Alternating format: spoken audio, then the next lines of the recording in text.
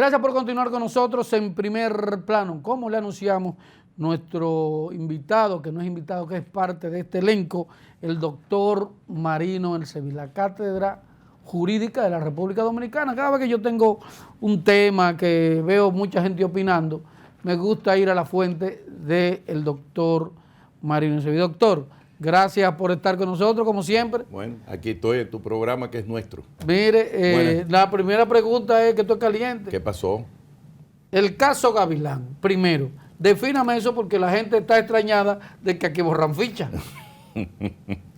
Mira, este caso hay que tomarlo con pinzas, porque como tú te has dado cuenta, solamente hay 12 personas presas que no son el Ministerio Público, sino que son empleados del sistema judicial, en este caso del Ministerio Público, y parece ser que todavía la Procuraduría General de la República está en una fase de indagatoria frente a una serie de fiscales que ellos mismos han dicho que son 7, que pudieran ser más en un momento dado, depende de la información que ellos sigan colectando para poder hacer esa investigación más al fondo.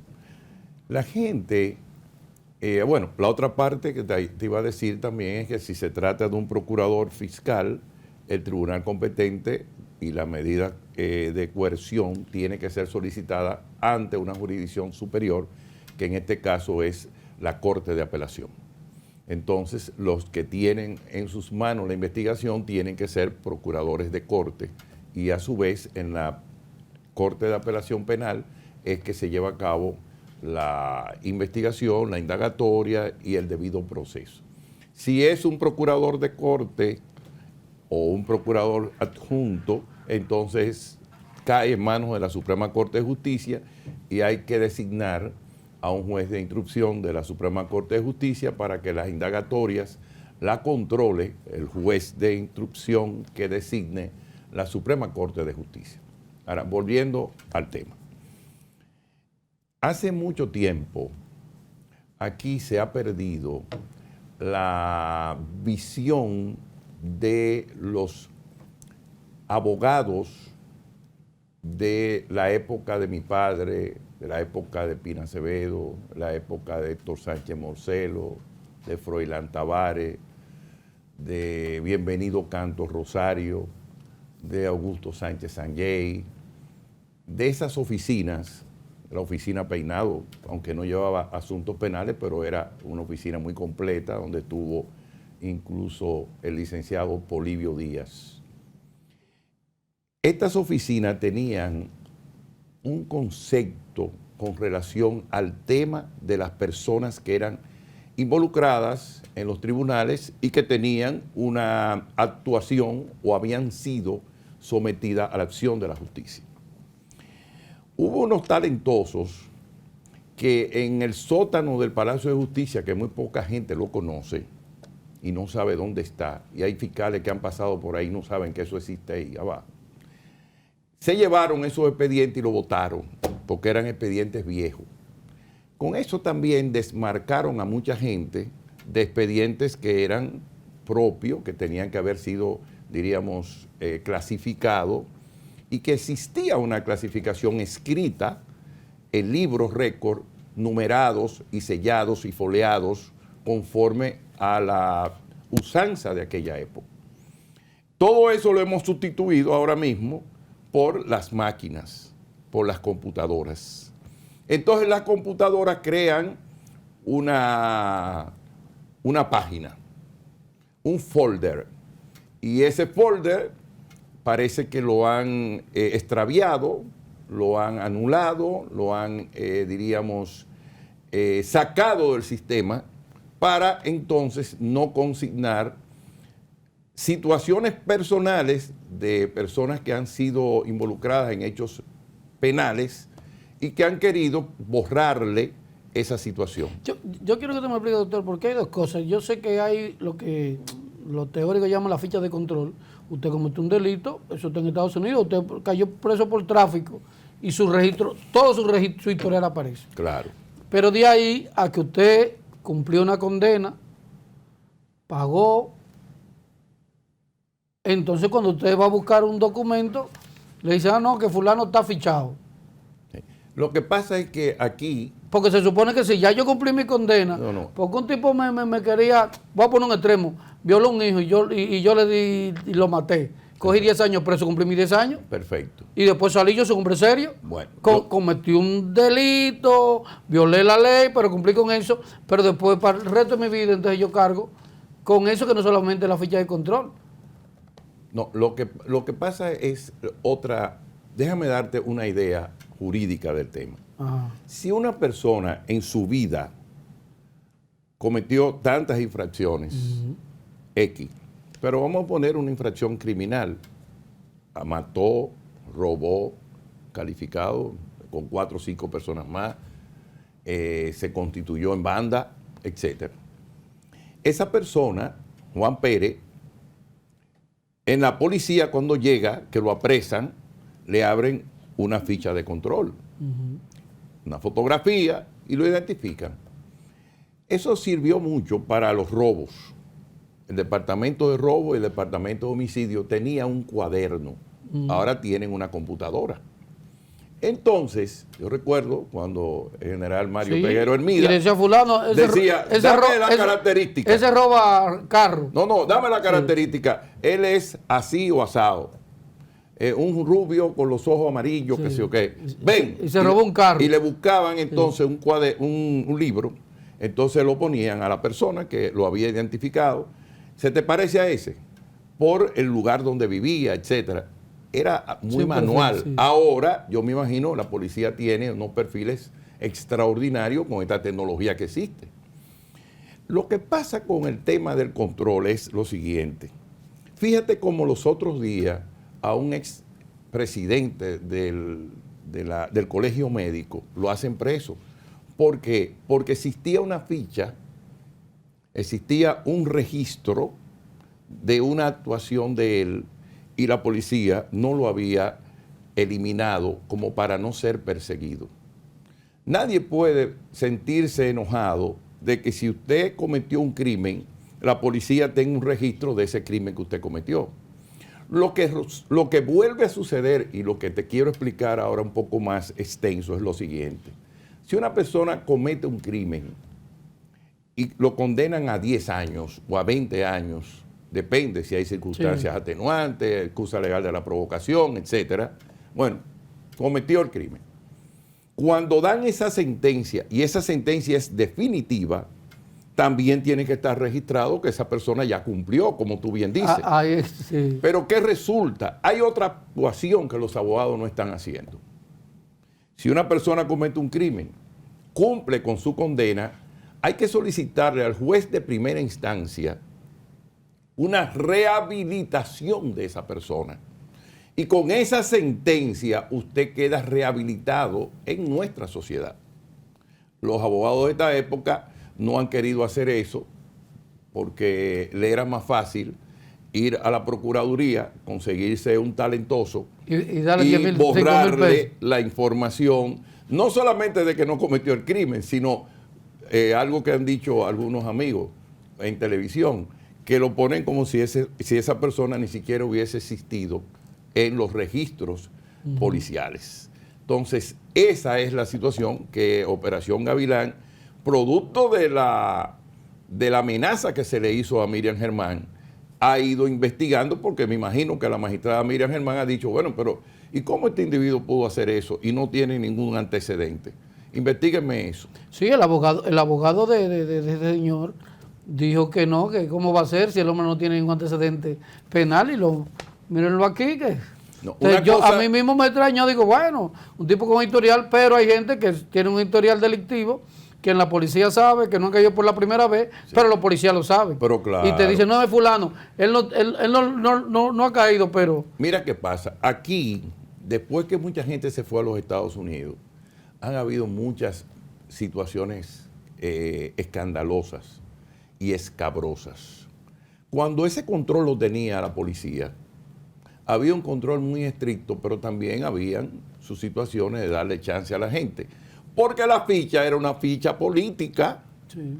La ficha que algunos teníamos era que éramos contrarios al sistema. Para decirte por algunos, por ejemplo, para yo conseguir empleo en el 76, esa era una de las preguntas. Que ponerme la ficha. Y si no tenía ficha, a veces hasta una foto tuyo de un afiche en la UA. Yo quiero que ponerte esto. Yo no aparecí en eso, pero una vez cuando yo era dirigente me detuvieron y un oficial me sacó. Vamos a compartirla eso, mírenlo ahí. Sí. Ese que está ahí es un servidor. Sí. Sí, yo era dirigente del FEFLA. De FEFLA, imagínate. Y entonces, pero te digo, entonces, cuando viene tú apareces, bueno, pero sí, eso soy puramente yo. Político. Eso soy yo, está bien. ¿Tú entiendes? Sí, y punto. Sí. Entonces yo le iba a preguntar ¿qué ha pasado con todo eso de Roberto Santana? No, mira qué pasó. Te voy a mencionar Pocholo que cayó, que se lo tuvo en México. Everybody Lechambari, de la generación nuestra. Sí. Mira qué pasó. Con la ley, en 1978, don Antonio Guzmán, una de las leyes primeras que dio fue la ley de amnistía. Sí. Entonces, muchos hechos que fueron señalados por el régimen anterior como hechos criminales fueron eliminados en virtud de esa ley. Entonces, la mayoría de esos hechos que fueron perseguidos fueron eliminados en virtud de esa ley. Pero eso quedaba una ficha pasiva. Sí. ¿No, lo que llaman la ficha de control, que eso, como tú dices, eso es natural. Fulano sí fue dirigente de izquierda, tal cosa. Usted estuvo en eso. Usted lo sacaron del país en tal fecha, pero eso está ahí. Eso no te lo va a quitar nadie, porque eso es parte de tu historicidad. Ahora, lo que no se ha hecho frente a gente que han sido condenada a delitos comunes, a crímenes comunes, es que los abogados tienen que conseguir una sentencia de rehabilitación. Por ejemplo, el que lo condenan siendo profesional a un hecho criminal queda suspendido en sus derechos civiles. Y para poderse rehabilitar cuando cumple su condena, entonces tiene necesariamente que obtener una sentencia que los rehabilite para volver a residir en la ciudad, en su país. Y tiene que poner un domicilio porque está, como dice el Código Penal, bajo la vigilancia de la alta policía. Ahora, ¿qué está pasando? Nosotros no tenemos esos controles. ¿Por qué? Porque con la verborrea del nuevo Código Procesal Penal, que era garantista y cosas por el estilo, nos dimos cuenta que el código no era tan garantista como hemos dicho durante tantos años en tu programa, que tú me has dado la oportunidad. Y ahora, hace 2 días, vimos al presidente de la Suprema Corte de Justicia, el doctor Jorge Subero Isa, decir que el sistema ha tomado la inversa de lo que dice la Constitución. Es decir, lo que la prisión es la regla y la excepción es estar en libertad. No, lo que hemos dicho aquí constantemente. 1000 veces. Ahora, siempre te he dicho que lo pida el Ministerio Público es una opción que él tiene como investigador, pero que lo siga otorgando los jueces como sello comígrafo realmente es una vergüenza. Y es un gran problema que tenemos. ¿Por qué? Porque tenemos un 80% de presos preventivos. Pero hay casos que la misma justicia en el mismo Ministerio Público tú no lo entiende. Por ejemplo, usted tiene el caso de los acusados de Falco, de Danilo, los generales, por ejemplo. Esas duraron 22 meses presos. Pero, ¿qué dijimos nosotros al principio? Pero oiga el dato. Una diputada del PRM está acusada de lavado de activos por más de 2.000 millones, casi igual que el fraude del otro, que del gobierno. Son 4.000. Pero a ella no le piden prisión. Es decir, el general sí se puede fugar, que es guardaespaldas de un expresidente. Claro. Y ella sí no se puede fugar. Es decir, lo que nosotros le hemos dicho aquí. Lo que hemos dicho, por ejemplo, el poder discrecional que cuenta el Ministerio Público para eso. ¿Pero por qué? Dame decirte por qué. Mira, nosotros tenemos en nuestro Código Penal vigente, en el artículo 1, lo siguiente. Las infracciones que las leyes castigan con penas de policía es una contravención. Las infracciones que las leyes castigan con penas correccionales es un delito. Y las infracciones que las leyes castigan con una pena aflictiva o infamante es un crimen. Eso no se ha derogado.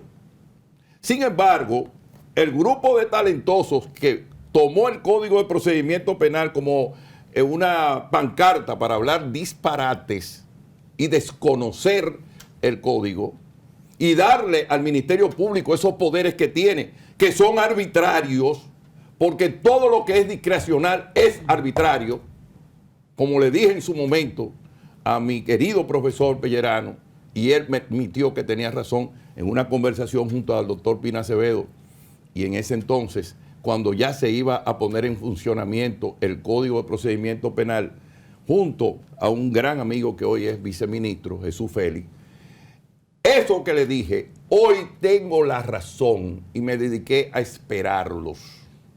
Y todavía falta más. Mire, arbitrariedades. Me quedan 3 minutos. El presidente planteó, fue un planteamiento suelto de la modificación del código. Hay que hacerla. Pero ¿cuál? ¿El código viejo? No, el mismo que está. Ese codiguito que imitamos de los que trajeron eso. Ahora llamamos copy-paste. Ese copy-paste. Exacto. Hay que cambiar ciertas cosas. Mira, primero, no podemos seguir permitiendo que se siga perdiendo el discurso dentro del régimen penal y que los jueces no permitan a los abogados razonar con fundamentos jurídicos. Pero hay otra parte que el presidente pudiera alcanzar. Hay que ponerle límite a su propio Ministerio Público. Como usted dice, ¿cómo meten preso un grupo de generales que tienen domicilio conocido, que son todavía militares y están cobrando dentro de la milicia y que tienen un cuartel, que es donde tienen que ir personalmente? Y hay narcotraficantes que no. ¿Me está entendiendo? Entonces, el que trae 50 kilos le dan una fianza. Eso no puede ser. ¿Por qué tienen preso a un ministro, ¿cómo se llama? José Ramón y el otro, el amigo, que no puedo hablarle así el otro porque le falto el respeto, aunque esté preso, hermano de Gustavo, primo hermano de mi hermano Gustavo, que en paz descanse? ¿Cómo puedes tú coger dos gente que incluso están pagándole a unos americanos $500,000 por hacer una imagen y ese individuo representa peligro de fuga? ¿Cuál es el peligro de fuga que representa? Ya no está no es ministro de Hacienda. El otro no es ministro de administrativo. Que le cogieron unos papeles. Bueno, tiene que probarlo el Ministerio Público. Si lo hizo, entonces ya representa un peligro de fuga. Pero esas son cosas particulares. Pero en principio, ¿por qué hay que anticiparle una sanción a las personas que están investigando? Y como te decía al principio, en todos los programas, si en este viejo código eran 60 días para tú poder investigar a una persona, ¿por qué hay que darle 2 años al Ministerio Público para que te tenga presos o juzgado, humillando a tu familia, faltándole respeto a tu mamá, a tu hermana, a tu tía, a tus hijos, a tus nietos, de forma premeditada para después llegar a un acuerdo contigo? Es un abuso. Y ese código no sirve. Y lo dije cuando comenzó y me silenciaron esos medios de comunicación cómplices que están siempre con esa contumelia social y que hoy se dan cuenta que ellos mismos pueden ser víctimas de ese código. Pero no del código en sí, sino de la arbitrariedad del funcionario público que, interpretando el código a su conveniencia, te mete preso para investigar lo que es contrario a la Constitución. Y es un abuso y una desconsideración. Independientemente de que sean o no delincuentes, eso tiene que probarlo un tribunal. Esa es mi posición. Doctor, gracias por acompañarnos y como siempre, gracias a todos ustedes por darnos seguimiento aquí en Primer Plano. Será hasta una próxima entrega.